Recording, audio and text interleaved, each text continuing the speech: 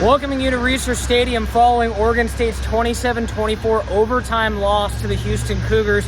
Oregon State falls to 0-5 on the season. Publisher Brenden Slaughter here for BeaversEdge.com, joined by Beavers Edge writer Brogan Slaughter. We're coming to you guys following maybe one of the more brutal games that I can remember having covered this team. Different than the first couple losses that we talked about earlier this year.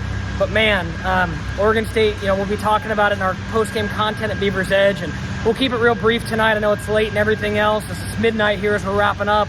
But simply put, Brogan, to borrow a phrase from our brethren up in Pullman, Oregon State beaved it today. And, they gave up 14 points and really just gave the game away to Houston in the fourth quarter. They weren't able to do anything in overtime. We'll kind of get into the nitty-gritty of how bad it was, but Beavers just gave this game away. Yeah, spoken well from Skylar Thomas. He played great football for 3.5 quarters, but football's a 4-quarter game, and you had your foot on their throats for 3.5 quarters, but you gave it up at the end there. So you gotta finish the game. That was kind of the story, is finishing the game. The Beavers haven't had a game quite like this week where they were in control basically the entire time.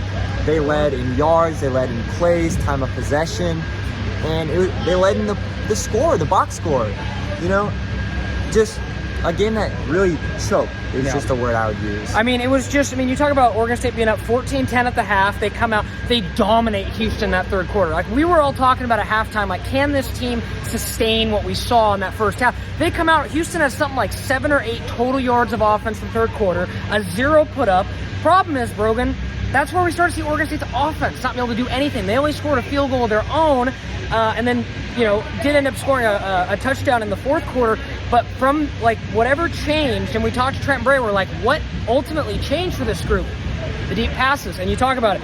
27-yard pass, Stephon Johnson makes it 24-17. 50-yard pass from Cozile makes that, 24-24. And that was the same lack of contained deep that we saw against Cal, against Tech, against Oregon, after they had been containing Weekman and really keeping him under tabs. It's the same story over and over again. The offense and the defense, they can afford to have bad plays. They can afford to have misses. But at the end of the day, this is the 5th straight week that we're saying special teams blew the game.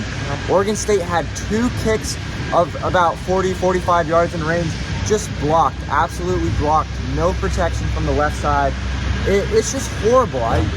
Like we say week after week, high school teams can protect the kicker, get the snap, hold, and kick better than what we've saw.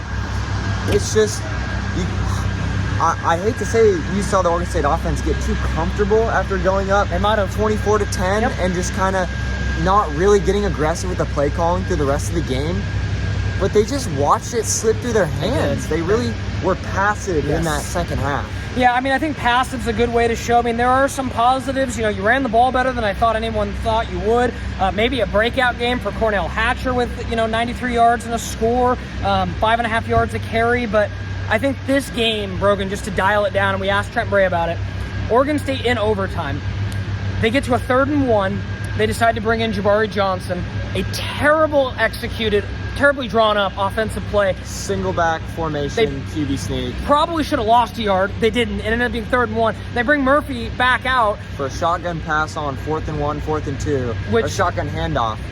And it's also obviously incomplete. Then we find out from Trent Bray after the game, Malik Murphy was incapable of taking that snap under center because of a hand injury, but then was capable of receiving the snap in shotgun.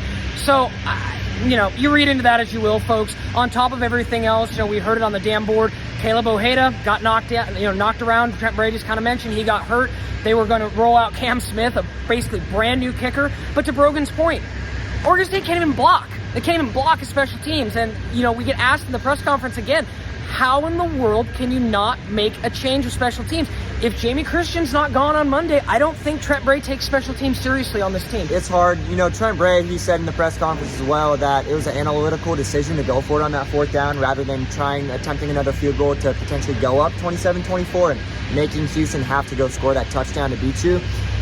I'm in complete agreement with you. I don't know how you can look at these 5 weeks, look at how the games have played out and how the Beavers have lost these games, the ways, the fashions in which they've lost the games, and think that the coordinators and the coaches that we have are the correct fit for this team in the future. Yeah, I mean, it's a bold question. And when you're 0-5, you have to start asking questions like this. You know, Trent Bray was asked if he would have conversations with Scott Barnes. We saw Scott Barnes in the back of the room. He kind of seemed to dismiss that, so I don't think anything major is going to be going on with Trent Bray. But with that being said, you know, this is the third game that special teams has really cost you. And beyond, let's just say, the second special teams game where you've straight up lost when you go back to Fresno State. So I think that's tough. You know, as far as a positive, Brogan, I know, we're ragging on the Beavs here. I want to take a moment because it's going to get lost in the loss. I thought Aiden Sullivan had one heck of a performance today. Absolutely. Aiden Sullivan filling the spot for Rajon Davis, going to miss some time. And I think he was the team's leading tackler, so he absolutely stepped up to that role. Like we were discussing earlier, there were positive takeaways from the game. For three quarters there were. The Beavers played an amazing 3.5 quarters of football. Like we said, Aiden Sullivan stepped up on defense. Cornell Hatcher, amazing game from the rook. It's just the mental errors on special teams and things that most teams wouldn't even consider kind of a background thought to the top 25 ranked teams in the nation. They just, special teams, the field goal, it's going to go through, right? The punt, it's going to get off. The snap, it's going to be good.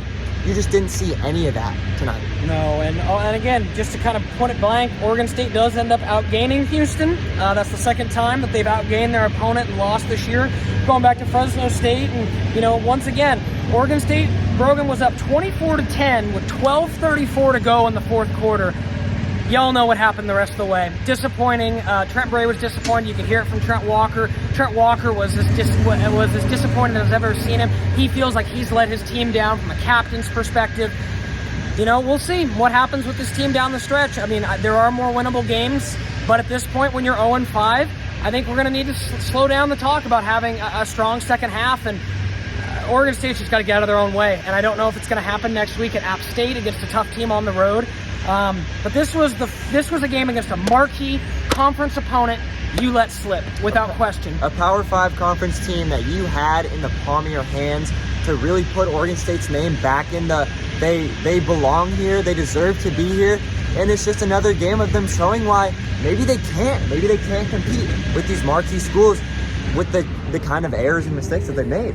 Right? I mean, it opens up the resource discussion, the depth of discussion, lots of other things as well. So, again, that'll go ahead and wrap us up for here from Reser Stadium. Again, Oregon State falls to Houston 27-24 in overtime. Houston improves to 4-0. The Beavers fall to 0-5 and will be traveling cross-country 3,000 miles to face App State in Boone, North Carolina this next week. Make sure you stay locked into BeaversEdge.com for the latest coverage. And, of course, stay locked into Beavers Edge tonight. Brogan and I will have 5 takeaways from tonight's matchup, and also check out Trent Bray, Trent Walker, and Skylar Thomas post-game following tonight's 27-24 loss for Brogan Slaughter. This is Brenden Slaughter signing off.